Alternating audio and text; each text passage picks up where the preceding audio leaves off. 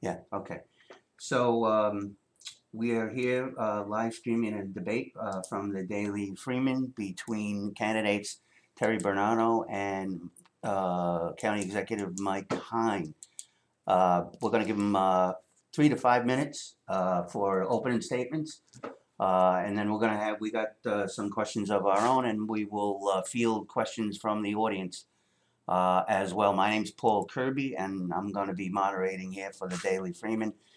Yvonne Lahara is working on a computer system, and Tanya is a photographer. So we're going to get going now. This should be about an hour long or so. Terry, go ahead. 3 to 5 minutes. Okay, thank you for having us. Thank you. There's a lot of hard work that goes into every debate prep.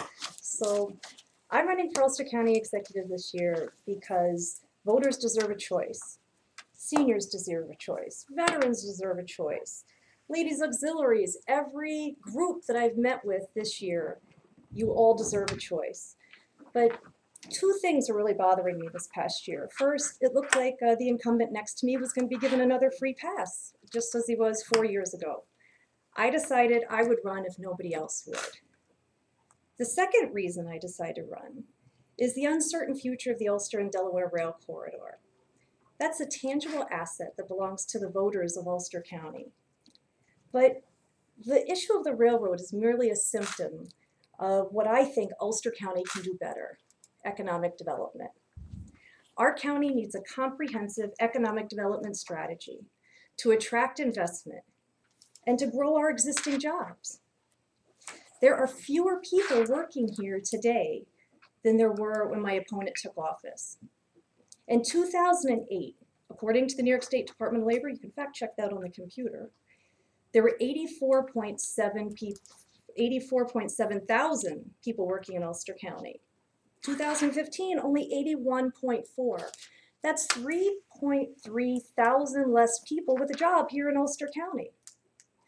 And as of 2013, you can check this on See Through New York, the most recent data available has Ulster County as the third highest per capita for social services spending, behind Broome County and Chautauqua County. That might be a good thing if you provide services to people who receive social services, but overall it's not a good thing for our county. Growing businesses and reducing the number of residents on social services will be my #1 priority as your county executive. One of the best ways we can help our businesses grow is to change our attitude towards our existing businesses. Kingston has finally found a high-powered, visible tourist attraction, our historic railroad, that draws new people and money to Kingston and Ulster County year-round, yet my opponent literally wants to tell them to take a hike and replace the attraction with a trail. Walter Maxwell of Kingston Community Radio said about the railroad how anyone could consider ripping up these rail lines. Leading the Ashokan Reservoir is beyond me, and it's beyond me as well. Once the active railroad corridor is gone, it is gone forever. Remember the old Kingston Post Office, or think even further back to the urban renewal that destroyed much of the Rondout. That railroad has already sold 8,000 tickets to the Polar Express. And I want to make sure that every business that counts on revenue from that train, that they get it. I want to make sure that the kids that are looking forward to that train ride get to ride it. I want to make sure that people like the Warrior Weekend guests that we had, disabled veterans, senior citizens, children, that can't walk on a trail or maybe ride a bike, that they can enjoy the view too. We can keep our historic railroad corridor open and enhance it by building a path. You know, they say he who says he can't and he who says he can are both usually right. I commit to 4 years of service as county executive, and my opponent has a Washington, D.C. based phone number for you to call to RSVP to his events. I'll let you decide November 3rd, who are you going to vote for? Thank you. Okay. That was really interesting. Mm-hmm. It wasn't based on a whole lot of fact, but it was interesting. Let's talk about the reality. In 2009, when I first took office, the county government had been taken to a place that was very frightening. Nepotism and cronyism had ruled the day. From 2002 to 2007, taxes had gone up 115%. We were coming off a jail project that was an absolute nightmare. And we stepped in and we began to immediately take action. The people of Ulster County said they wanted a county executive that was going to step in and make a difference. So the first thing we did was issue an executive order banning nepotism and cronyism in county government. The next thing we did was make sure that county government addressed the important issues, like lowering property taxes. Property taxes has skyrocketed and we're out of control and we're taxing far too many people out of their homes. And so what we did was do something much different than most area counties and most counties around the state. We looked to strengthen the county's finances while simultaneously lowering property taxes. Property taxes in Ulster County today, after the 2016 budget, aren't just in line with property tax caps. They aren't just a little bit higher, like what has been acceptable for far too long. County property taxes today are lower than they were in 2012. That's how we operate here. We design new models in many ways to get replicated around the state of New York. We looked at what was happening with our veterans population as well, and they weren't getting the kind of services they deserved. There were people who were living in the streets, people who had fought for our country, people who were living under bridges, and that was unacceptable. And so we stepped forward and designed what we believe is an incredible model that can now be replicated around the country when it comes to eliminating homelessness among our veterans population.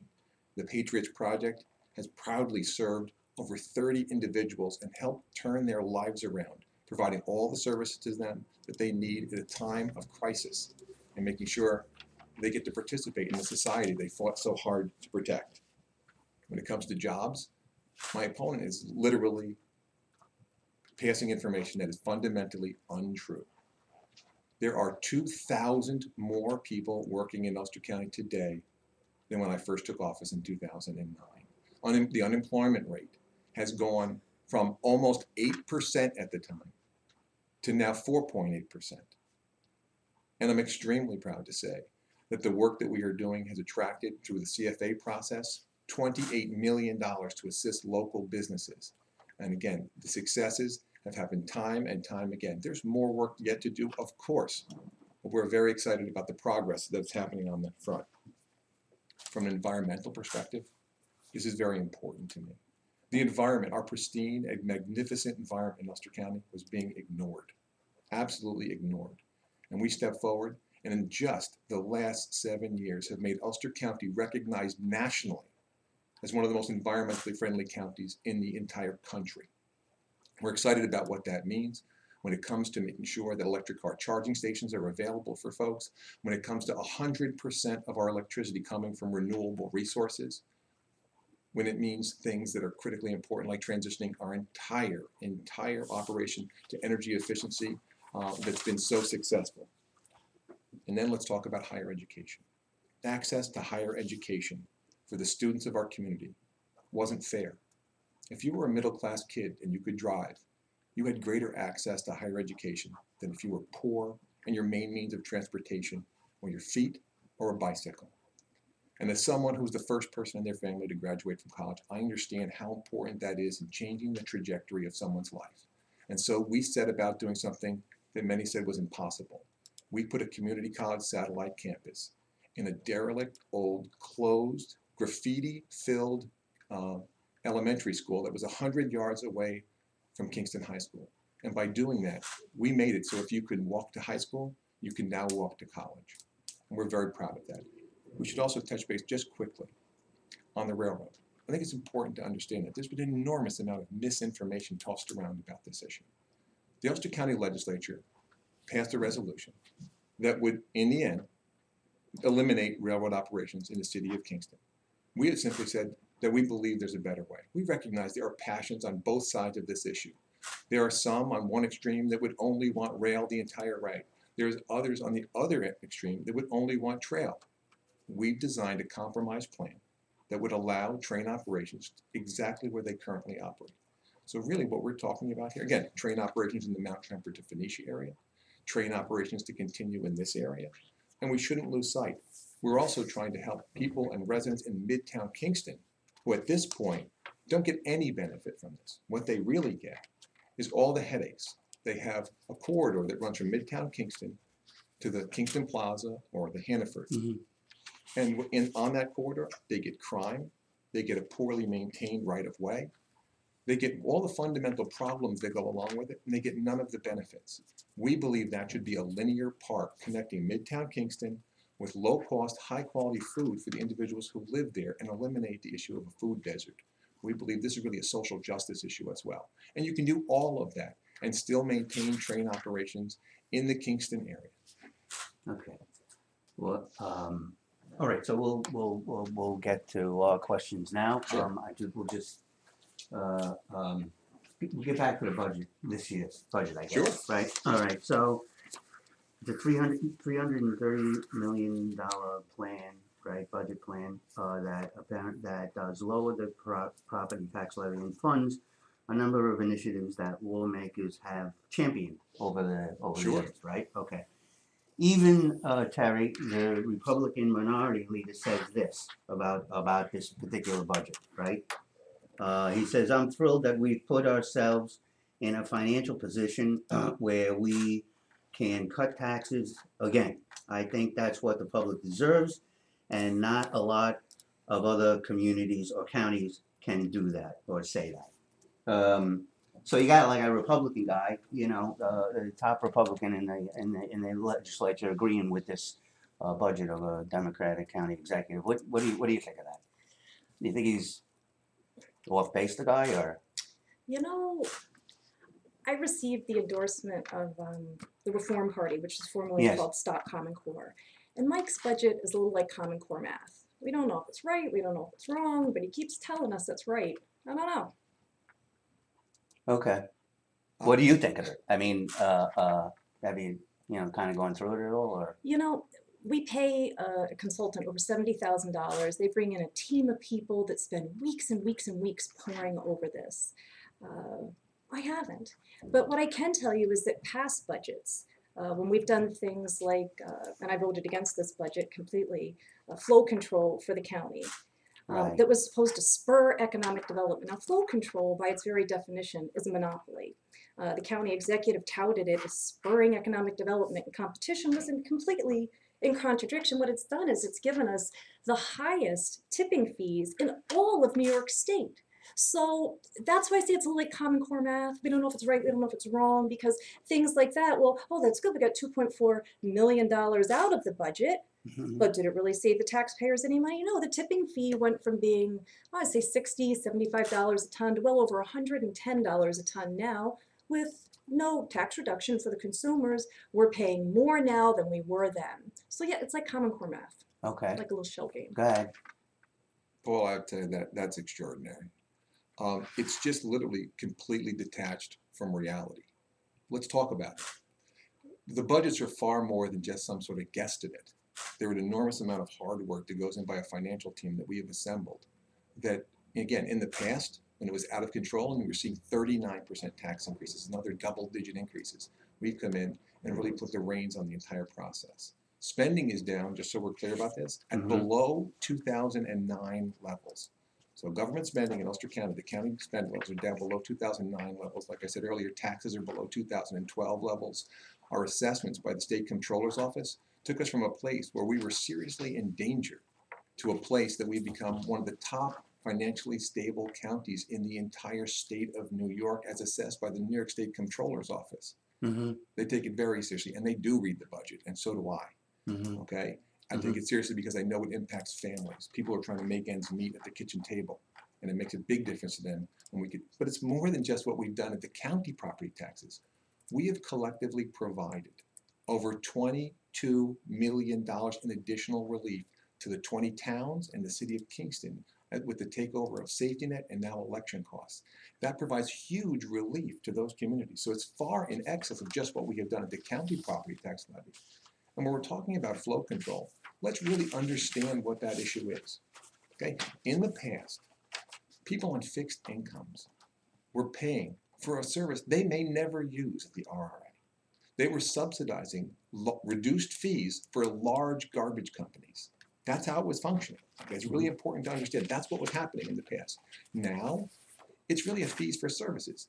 If you use a little, you pay a little. If you lose a lot, you pay a lot. The idea that it's the most in the entire state is simply not true.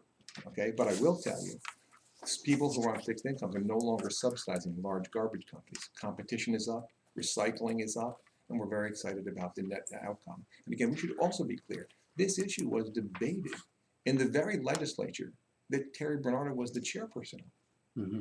And again, bipartisanly supported. Okay. All right. You want to respond to any of that? Or we can Waste go on. haulers are still leaving the county with full trucks and taking them to neighboring counties because the penalties for doing that are lower than the tipping fees that we pay here. Mm-hmm. So that's all. Okay. Yeah. There's one thing you should know. All right. The resource recovery, and again, it's just so we have a clarity of issue, the board of that organization is 100% appointed by the legislature, not the executive. Right. Right. Okay. All right. Let's go on. Sure. Let's talk about economic development. That's sort of a, you guys both bring that up as an issue. And Mike, you in the past have or touted or pitched the tech companies. Sure. With the what it was called, growing us. Again, what we're talking about through everything that we're talking about is being able to work with multiple sectors within the county's economic development expansion. And when we go to grow Ulster County and grow our economy, again, we since the New York State Department of Labor has listed Ulster County as one of the top job growth, private sector job growth sectors in the entire state of New York on a regular basis. I would say my opponent's assertions are simply untrue. The amount of people working in Ulster County clearly are up. We're being able to see huge progress in areas that are, I would say, on both ends of the spectrum. We're seeing things like precision flow and growth in advanced manufacturing. We're seeing tech-based business growth, but we're also seeing the ability to be able to work in programs like the Career Ladder and the Guaranteed Jobs Program, which helps chronically unemployed individuals get the job training, get the assistance, making sure that we provide relief for people in areas that would be impediments in the past, things like childcare and transportation. And now the success rate there is extraordinary. We couldn't be more pleased by what that is. Again, people getting out of the welfare system and into the workforce, and it's very exciting about what's happening. Mm-hmm. Okay, Terry, you think that's happening? Well, they're not getting out of the welfare force. We are number 3 in all of New York State for per capita spending on social services. The only 2 counties that are ahead of us would be Chautauqua County and Broome County. So we've got a lot of people using social services here.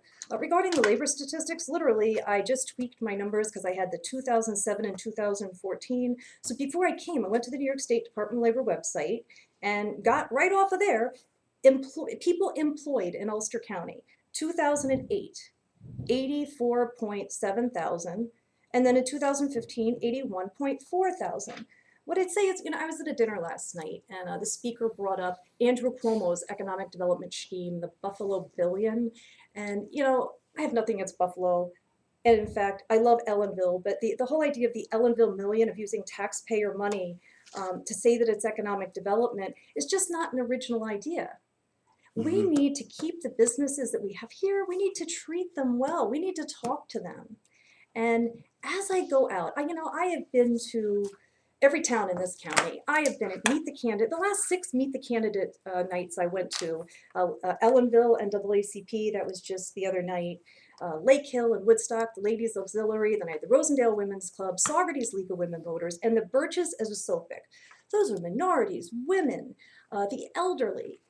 People have told me they want their children to be able to stay here and find a job when they get out of school. The kids are getting out of school and they're going away to college, they're leaving and they're not coming back. Mm-hmm. That's been a complaint for many years. It's still happening, mm-hmm. and we need to change that. Okay. Go ahead. Let's talk about the reality of this. The challenges that we're talking about are challenges that face many communities throughout the upstate New York area, obviously throughout the Northeast, and throughout our nation in many ways. The idea that in any way, shape, or form the Ellenville Million Project has been anything other than an incredible success simply is not an accurate statement. Ellenville is a community. I think you said it wasn't an original idea. We'll make sure we're clear about this. Yeah. It's not about what's an original idea. What this was about is just the opposite. It was a community involvement. It was about reaching out to the community and saying, you have been economically disadvantaged disproportionately to many other communities, and you're going to be negatively impacted by the fact that there is a casino that has been sited in Sullivan County just beyond your border. So let's talk about how we can provide real assistance to you. But rather than the government telling you what we're going to do, Right. we reached out to the community and asked for community input. And again, the ideas that have come out of there have been extraordinary. We're very pleased about what that is. And it's also important to understand where the money's coming from. Okay? Ulster County will be receiving a significant amount of money as a result of the licensing to Sullivan County. We're an impacted county because we're nearby. And no community is going to be more impacted than Ellenville. And so what we have done is utilize dollars that the county has to speed the process so that we can work at the speed of business, and we will backfill that with the dollars from the state government from impact funding. The reality of this isn't costing Ulster County taxpayers money, just the opposite. It's bringing real economic development to a community in its time of need and not having the government tell it what it needs. Right. All right.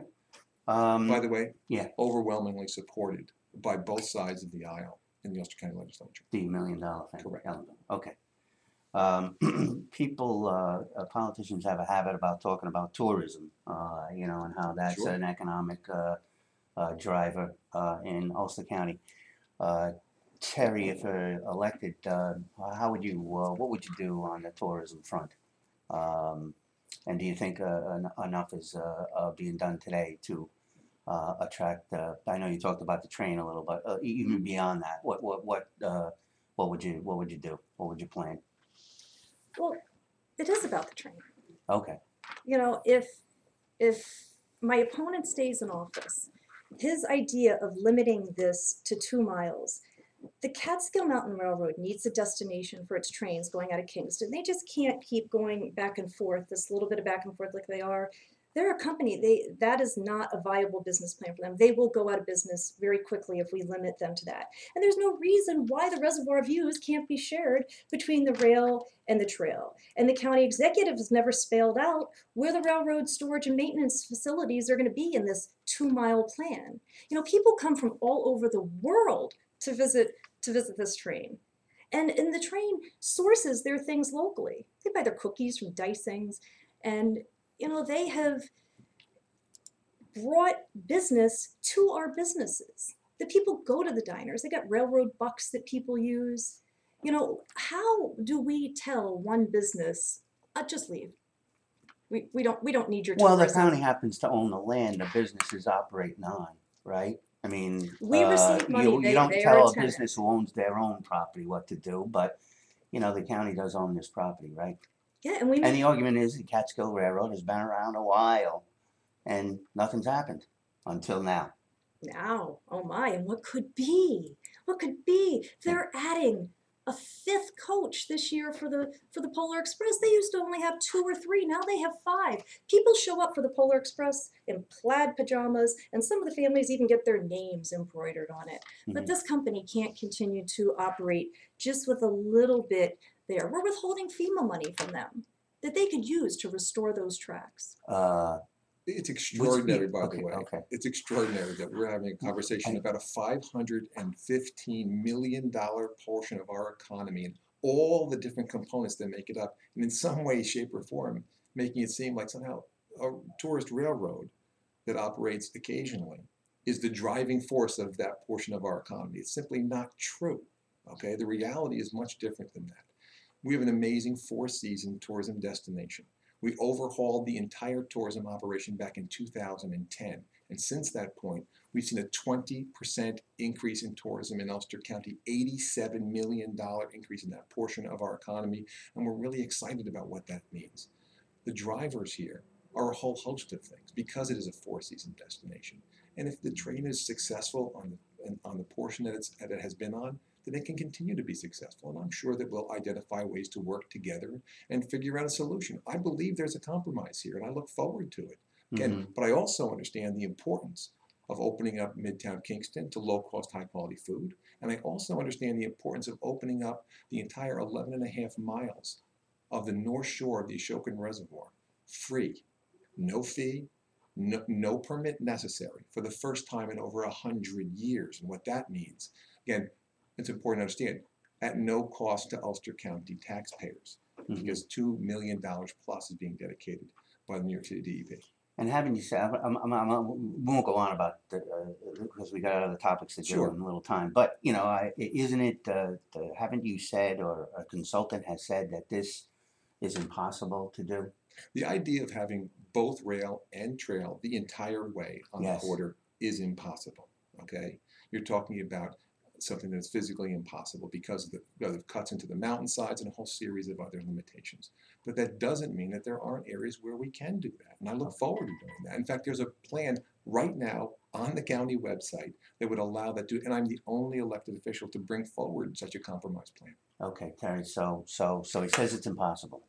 Like I said, he who says he can and he who says he can't are usually both right. And if you elect him, he'll be right. If you elect me, I'll be right. But what I will tell you about tourism is I used to work in the hotel industry. I worked in hospitality for over a decade. Tourism needs employees. We should have tourism programs at our community college, a certificate. I used to be a hospitality teacher at the Catherine Gibbs School. People need skills for our jobs. Front desk agents, they need guest service courses that they could take. I think that that would be a fantastic idea. And while we're on the topic of jobs, the railroad that isn't so important, they have trained people that have gotten jobs at CSX, with Metro North, with Amtrak. There's one young man that I'm thinking of, John Pantane, that used to work for the railroad. He just got a job with the New York State Department of Transportation inspecting rail lines. He can't even work for the track now. Mhm. These are good paying jobs. People need these skills. We have people that could be training a workforce that is right around us. CSX, Amtrak, Metro North, good paying jobs. Let's train our residents to get those jobs. Okay. Listen, this is Yeah. it's literally absurd that we continue to have this Yeah, conversation. okay. That is a one issue discussion. Okay.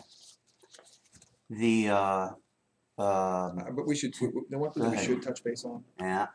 one of the areas that the county can make a big difference in is because we've been fiscally responsible, we've been able to make major investments in infrastructure, roads and bridges, the 430 miles of roads that we have, and the 155 bridges that we have as a county, and being able to do things significantly different than they were done in the past. This is a national issue, being able to fix these bridges because they've been poorly maintained around our entire country. Bridges that were designed in the 50s and 60s to be able to handle the biggest engine, they were engineered to handle box trucks, now facing the weights of 36-ton tractor trailer and an enormous amount of additional usage, plus additional pedestrian usage. Right. And so we're re-engineering all of our bridges, re-engineering all of our roads, making sure that school zones are safer, not just replacing roads in some way, shape, or form with what was there before, but making them wider and safer. And in the process, partnering with people both in our DPW and in the private sector, and generating significant jobs, 200 jobs last year and 200 more jobs this year, as we make the largest one-time investment in Ulster County's history in infrastructure, a $30 million two-year plan. Okay. Terry, yesterday you issued a press release that says my kind is 6 out of 6. You want to explain that? You know, I came a little bit early today and I watched the preparations that you took for this debate. Every debate or candidate forum has two things in common. One is that there's somebody behind it that spent a lot of time putting it together and has worries. Like, I know that you're worried that the cameras would work, and you know, you're probably worried that people are going to log onto the site and everything's going to work well. I've been to 6 candidate forums, League of Women Voters in Saugerties, the Birches at Esopus, Senior Citizens, Lake Hill, Woodstock, the Ladies Auxiliary and the fire department there, Stop Smart Meters Forum in Woodstock, the NAACP in Ellenville, and the Rosendale Women's Club. Those were all candidate forums. That the other thing they had in common was that my opponent didn't show up. And what I would say to each of those groups that represent senior citizens, minorities, veterans, women, a lot of women's groups there, women are putting on those debates, that just because candidates don't show up, doesn't mean that it's any less important. It's no more important that we be sitting here for you to live stream to your viewers than it is for the people who can show up in person, because I know the people want to show up in person and ask their questions. We had one guy already in this room today trying to sit here. People want to see us and they want to ask their questions because they're not sure if all these questions they're typing up there are going to get to us. So yeah, I showed up. Okay. I speak to thousands of people a year and sit in home after home, community group after community group, and speak to people on a regular basis. I also have an important job, and that is governing for the people of Ulster County, making sure we protect property taxpayers every step of the way, and that the government works. It's a $330 million organization. That said, I'm excited to be here today. I'm excited to be at another event tomorrow where we're going to be doing something very similar to this. And I'm really excited about Monday where we have a real public forum. I believe that we can have an absolute, open, democratic process and everyone can have a clear understanding because I believe there is an enormous difference between my opponent and myself. What would you be? Let's do that one then. What Sure. do you think the differences are? Well, first and foremost, we're about moving our county forward. We have streamlined county government. We focused on protecting property taxpayers, and we have a strong track record of delivering results on that front. We focused on our environment in ways like never before. We focused on servicing our seniors by saving programs like RSVP, reinventing Meals on Wheels, and making sure that there's someone there for somebody if they're all by themselves and have to go into a hospital. We've done a whole host of things, obviously, for our veterans community. Every step of the way, but every step of the way, we look at this and say it's about continuing to grow in those areas, like providing greater access to education for people. Right. Those are things that you need to build on. It's not a one-year quick fix. It's a growth in those areas and making sure things are better. What makes you think that Terry Bernardo can't do those things? Well, what makes her you different? I would say her? Let's talk about track record. Okay. I think track record is, and who you surround yourself with is really important. I think it's really important understanding. We built a team. I made the county government actually significantly leaner. I made the county executive's office significantly leaner in the process because I believe you have to lead by example. And I surrounded myself with incredible professionals dedicated to one thing, and that is serving the people of Ulster County. My opponent has a track record as well. What we have seen is when she was the chairperson of the legislature, she grew the size of the administration within the legislature, and she brought in cronies from outside county government for both the legislative attorney and a no-show job for a gentleman named Sandy Mathis. And then now, at this moment in time, when it came to deciding who her team was going to be, she picked Spargo and Sweeney as the key people to surround herself with. And I don't have any answers for that. Mm-hmm. Okay. That's a accusation, kind of. Well, John how do you want Spargo, to respond? He points out these two gentlemen who have passed. John Spargo and Mr. Spargo, Mr. Sweeney represented me in one legal matter. They're not my campaign team at all. I mean, Mike Hine is the one with the 202 area code number and a campaign consultant out of Washington, D.C. If you want to go to his fundraiser, the number is 202, and I forget the rest of it. But you can call that number down there in D.C. to get his campaign consultant. I saw Mr. Ken Cornell just stick his head in the room. Mm-hmm. I don't think Ken is from Ulster County. I don't. I could be wrong. He lives in New Paltz. Well, he does New now, Paltz is in Ulster County. Yeah, he didn't come from here. He moved here. Okay. So yeah, that's pretty much it. And so I asked Mike, and he came up, with an answer. He says he surrounds himself with good people. He doesn't think you do. But what makes you different? Do you think than Mike Hine? What all the things he says he got done. Could you do it too? I am passionate of what I do. I believe in what I'm trying to accomplish, and I try and have fun doing it. I call it the Mary Poppins approach. If you can take rigid rules and to turn them into something fun, it makes everybody want to join the team. I've learned that you have to be interested in evaluation and feedback. You have to listen to what people say. In the hotel business, and I worked there for over a decade, it's all about evaluation and feedback. Guest satisfaction, employee satisfaction, owner satisfaction. We call it the profit and loss statement. I would take the time at each job I've ever had and figure out how they measure success and then focus on that like a laser. But it's not just about the book smarts, it's about the human side of the business. When you're managing people, you have to know what their likes are, what their dislikes are, what their strengths, their weaknesses, and then find the job that is the right fit for the person. I've learned hoarding information. or being secretive to boost your own power is never a key to success. I've always shared information generously with those around me. And on the technical end, I'm highly competent on all things computer. I have a bachelor's degree in finance from the University of Maryland and a master's degree in business administration from Drexel University. My book smarts are well honed. Okay. All right. What do we got? We got any questions? We got a lot of questions, Wonderful. so I'm going to try to address as many as possible, and Sure. I'm going to skip a lot of the train questions because that's been addressed already. The Castle Mountain Railroad. So, and I'm going to start from first come first served basis. So, Okay. to both, and we'll try to go as fast as possible, Sure. if possible. This question comes from a concerned citizen. And it says, since you have both held elected office in Ulster County, what have you done and will do to lower Ulster County's climate footprint? That's a great question. I love what we've been able to do here in Ulster County. We've made significant reforms. First and foremost, I issued an executive order where 100% of Ulster County's electricity comes from renewable resources. To put that in context, the next closest county is at 15%. Real proud of what that means. It means real benefit to our community.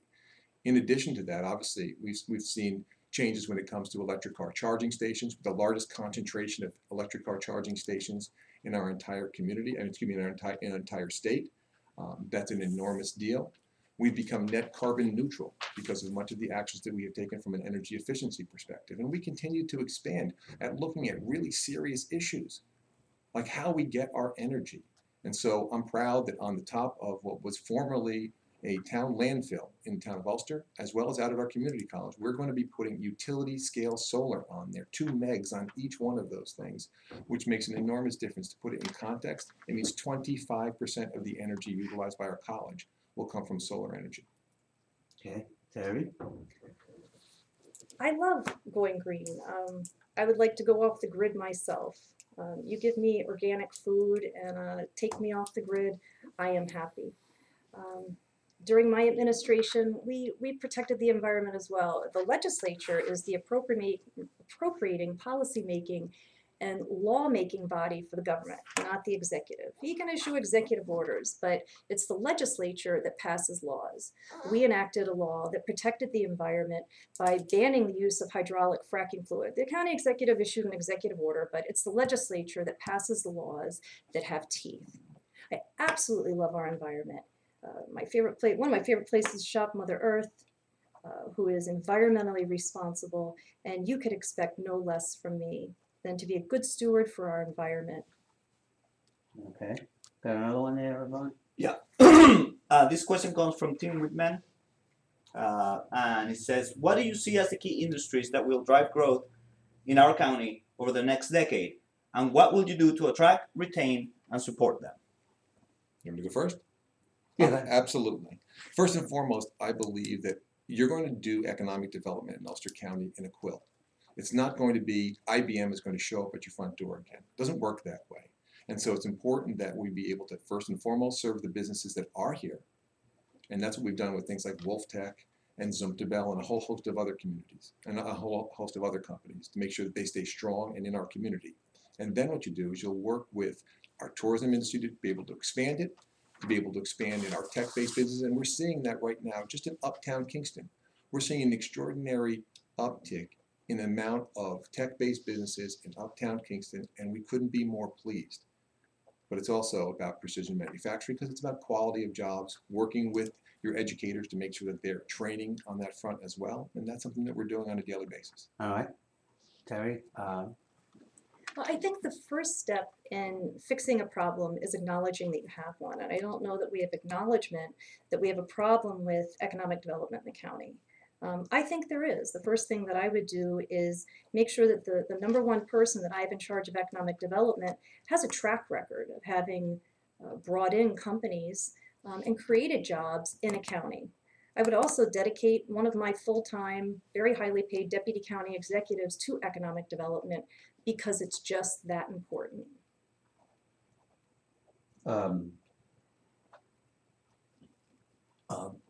Mike mentioned that, we can't expect IBM knocking at the door. There have been places in the United States where big companies do come, and chip manufacturers, things like that. Do you think Ulster County needs something like that? Needs like a company that comes in, like an IBM, employs 1,000 people, you know, high salaries, good benefits. Do you think Ulster County needs something like that? You know, the current county executive has tied himself closely to Andrew Cuomo, our governor, who is currently trying to bring in General Electric, who was a polluter of the Hudson River. So companies like that, I don't know. I don't even know if that's the business model anymore for companies that are out there. If you look over to Orange County, they most recently got Coach, you know, make those nice leather bags. I think their world headquarters just most recently moved there. Mhm. And even not even bringing in companies. Imagine if we had the demand that Orange County does. They just built the first hospital built in New York State in, I think, the last 25 years. Here in Ulster County, our hospitals are merging. Kingston and Benedictine no longer one Health Alliance. We have schools closing. If our economy was doing better, we would be the one building the hospital, not Orange County. Right. It's almost, here's the reality of this. Okay. When we're talking about the healthcare area, the healthcare industry, it makes sense for our hospitals to merge. It made absolutely no sense for there to be two hospitals less than a mile away from each other. It was inefficient use of important taxpayer dollars and healthcare dollars. That's a smart move for that to be able to take place. In spite of all the challenges, it's about providing high quality healthcare for your community. That's what it's really about. But the idea in some way, shape, or form that there is some company that's going to bring 1,000 jobs and show up tomorrow, that's no way to build. And I would say that's like playing the lottery. We do it through hard work every single day, working with businesses, over 400 local businesses just last year, making sure that we help them through the bureaucracy and the challenges that come with doing business in New York State. We recognize what the challenges are, and we step forward and we make a difference, and it's worked. Okay. Lavon, got another one? Many. And this question also goes for both of you, and I'm going to sandwich a couple of questions together. What would you do to serve the elderly and other potentially disadvantaged members of our community? And what will you do to provide better educational opportunities for our youth? I'm also going to sandwich the what would you do to address homelessness, including veterans, into this question. Sure. And we'll start with Terry. Oh, sure. That's a trifecta. That's veterans, seniors, and children with education. I will start with seniors. As I've traveled throughout the county and I've spoke to senior citizen groups, each community is different. When I talk to the seniors in Walker Valley, what they want to be able to get to their doctor's appointments in Orange County. Quite frankly, they all seem to go to Crystal Run Healthcare. A lot of seniors can't drive now, and they wish that they could take a bus to get over there. They also want to have their one-room schoolhouse saved. I know you don't want to hear about the railroad, but I will tell you and acknowledge the town of Ulster seniors want to see that railroad saved. Senior citizens just want to be able to get around. At a certain point, you decide that you can't drive anymore, and that's one of the main things that I've heard is I need to be able to get where I'm going. And I don't drive at night anymore, and eventually I'm not going to drive at all. Regarding veterans, I see the question, what have you done or will do to address homelessness, including veterans? Tell you one veteran that's a very good friend of mine, is CB, homeless, lost his home in a flood. I let him live with me. Now, everybody can't live with me, but you know, jobs, we say in the hotel business that revenue hides a multitude of sins. And when we have lots of jobs, that tends to help with the homelessness. And what was the third question? It was about Veterans, homelessness, elderly, and youth. And youth. Same thing with youth. Can they get a job? When your kids graduate from high school, are you confident that they're going to stay here and find a job? Or if they go away to college, that they're going to come back here? Right now, the answer that I'm getting is no, they're not. They need jobs, and they're just not here. And the issue with the hospital, I'm not for keeping schools open if the population is not there. I'm not for keeping hospitals open if the population is not there. That's not a good use of our funds. What I'm saying is the demand is not there. If the demand was there, not only could we keep them, but maybe we'd have to build another one somewhere here in the county. The demand is just not there. A It's hospital? shrinking. A hospital. They just built a new hospital in Orange County. Demand. And I can tell you that the seniors in Walker Valley are demanding to go to Orange County to go to their doctor's appointments. It's just where they live. They live close to the Okay. border, and they want to be able to get to Crystal Run Healthcare and go see their doctors. We should be Okay, really go ahead. clear. There wasn't a massive uptick in population in Orange County. There was a need for a renovation, or in this case, a completely new facility. And that's why the project got built. That's important to understand.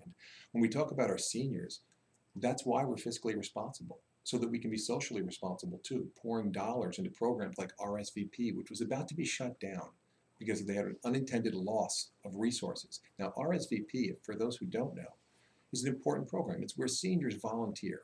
They can be actively involved in the process. They can be valued, obviously, for all their lifetime of experience.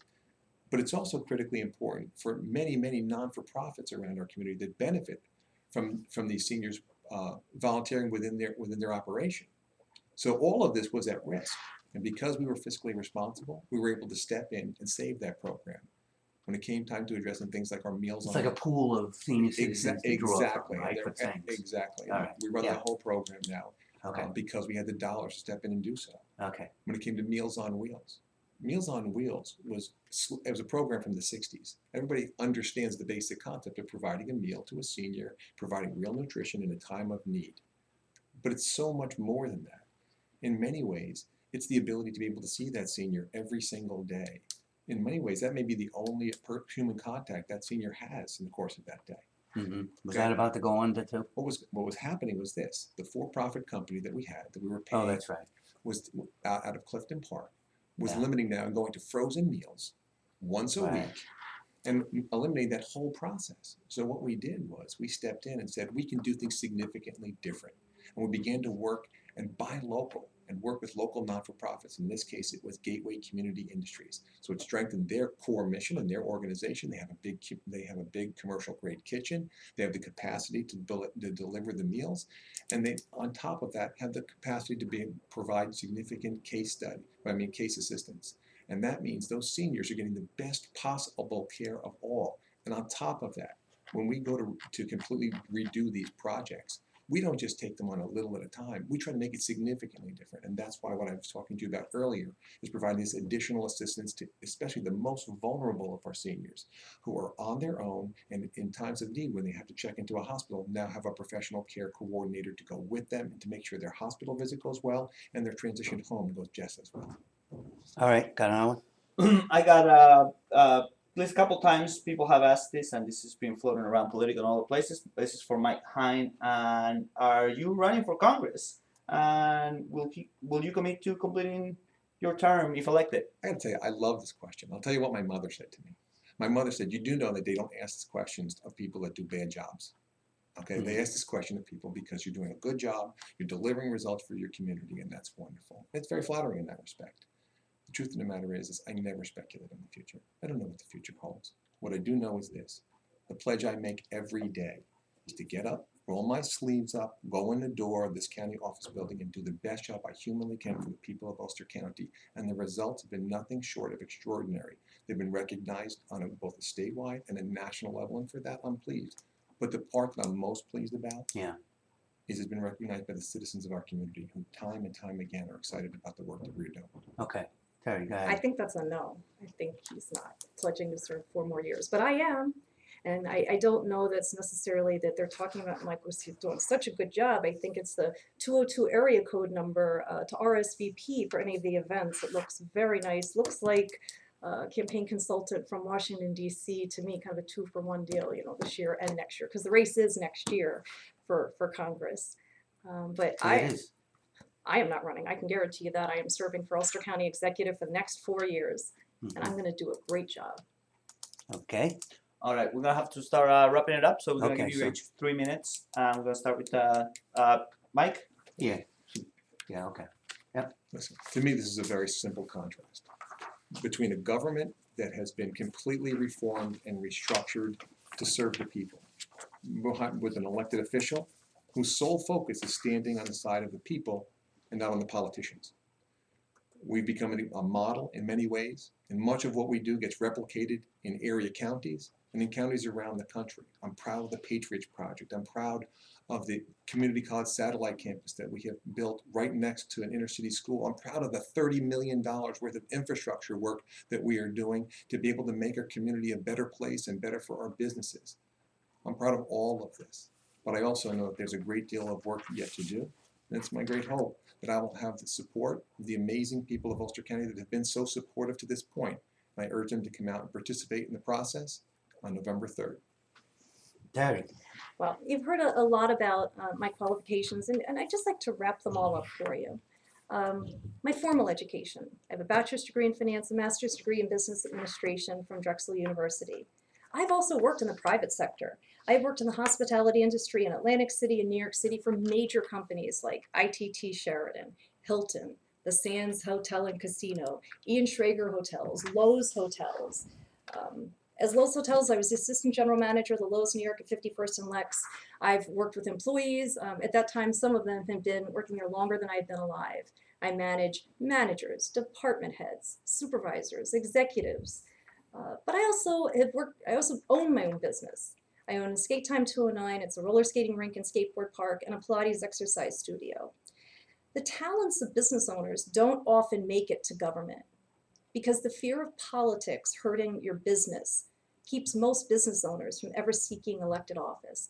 Business owners have a lot to offer, and it's a shame that more business owners don't get involved. And last, I do have experience as an elected official. In 2010, I was elected as a county legislator. In 2012, I became the first woman ever elected chairman of the Ulster County Legislature. There's 6 elected officials in the county: the clerk, the sheriff, the DA, the controller, the executive, and the legislature. The legislature writes the laws, sets the policy, and appropriates all the money for the budget in Ulster County. I was the chairman of that legislature. I'm going to be a great county executive for you, and I'm asking for your vote November 3rd. Okay, that's is that it? That's all we got, right? Thanks you guys for Thank you so coming much. by. We Thank you, appreciate Paul. it very much. You got it. Thank you. Good luck to both of you, Thank you and so Thank you, much. Michael.